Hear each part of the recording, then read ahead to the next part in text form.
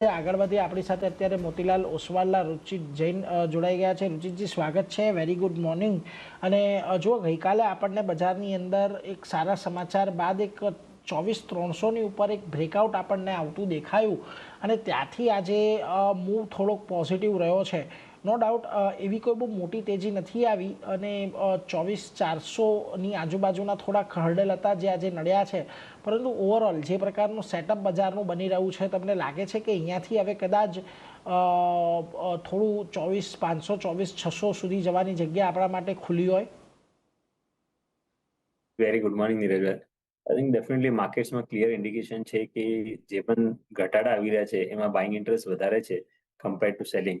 હું જસ્ટ તમને ઇન્સ્ટન્સ આપું કે જે આપણને રિસન્ટ લાસ્ટ 2-3 મહિનામાં જે માર્કેટમાં જે બી કરેક્શન આવ્યા હતા, સ્પેશિયલી ફેબ્રુઆરી અને માર્ચ મંથમાં, એના બે મુખ્ય કારણ હતા। એક તો રાઇઝિંગ ક્રૂડ ઓઇલ પ્રાઇસીસ અને યુએસડી આઈએનઆરનું જે ડેપ્રિસિએશન હતું, રાઈટ। સો માર્ચ એવું મહિના હતું કે જ્યારે ક્રૂડ ઓઇલ પ્રાઇસીસ $118 આસપાસ આવ્યું, યુએસડી અને આઈએનઆર આપણે ઓલ ટાઈમ લો ઉપર આવ્યું અને એટલે આપણે પ્રાઇસ વાઇઝ કરેક્ટિવ ફેઝ દેખ્યા। તમે અગર ગઈકાલે કે પરમ દિવસે તમે જોશો, જસ્ટ બે દિવસ પહેલા ક્રૂડ ઓઇલ પ્રાઇસીસ ફરીથી 116-118ની આસપાસ હતા।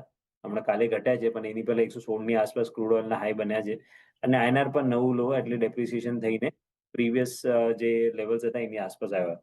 પણ એની બાવજુદ નિફ્ટી જે માર્ચ મહિનામાં 22,200 ઉપર હતું, હમણાં 24,200 ઉપર છે। સો આ ક્લિયર એક ડાયવર્જન્સ છે અને આનું ઇન્ડિકેશન છે કે જે ફેક્ટર્સ માર્કેટ્સ માટે ખરાબ હતા ફેબ્રુઆરી મંથમાં, એમાં માર્કેટમાં પ્રાઇસ વાઇઝ કરેક્શન જોવા મળ્યું, કેમ કે ત્યારે ફિયર વધારે હતું અને હમણાં સેમ ફેક્ટર્સ સેમ લેવલ ઉપર છે, પણ આ વખતે માર્કેટ પાર્ટિસિપન્ટ્સમાં હોપ્સ વધારે છે કે આગળ જઈને આ બધા જો જીઓપોલિટિકલ ટેન્શન છે આ બધા સેટલ ડાઉન થઈ જશે। સો આને આપણે ટેકનિકલ એનાલિસિસમાં એક પોઝિટિવ ડાયવર્જન્સ કહીએ છીએ કે જ્યાં આનો એવા રિએક્શન માર્કેટ ઇન્ડેક્સ ફ્રન્ટ ઉપર નથી આપતું। સો એટલે એમને લાગે છે કે 23,800 જો રિસન્ટ સ્વિંગ લો છે, ફોર ટાઈમિંગ એક સપોર્ટ બેઝ બની ગયું છે અને જો અગર આ સપોર્ટ બેઝ ઇન્ટેક્ટ રાખે તો આપણે એક સ્લો એન્ડ ગ્રેજ્યુઅલ અપમૂવ માર્કેટમાં આગળ જોવા મળશો। 24,500 ઇનિશિયલ લેવલ્સ રહેશે વોચ આઉટ કરવા માટે અને એની ઉપર આ સિરીઝમાં 24,750ના લેવલ્સ પણ જોવા માર્કેટમાં મળી શકે છે। તો વ્યૂ પોઝિટિવ છે। જે પણ ઇન્ટરડે ડિક્લાઇન્સ કે નાના મોટા ઘટાડો આવે તો બાર ડિપ્સની રણનીતિ તમે ઇન્ડેક્સ ફ્રન્ટ ઉપર રાખો।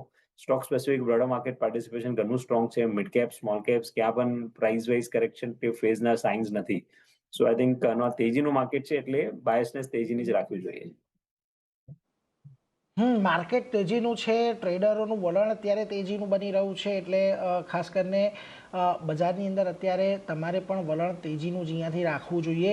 કોઈ પણ ઘટાડો આવે છે તો ખરીદારી કરીને ચાલવાની સલાહ છે। તમને સૌથી પહેલું હર્ડલ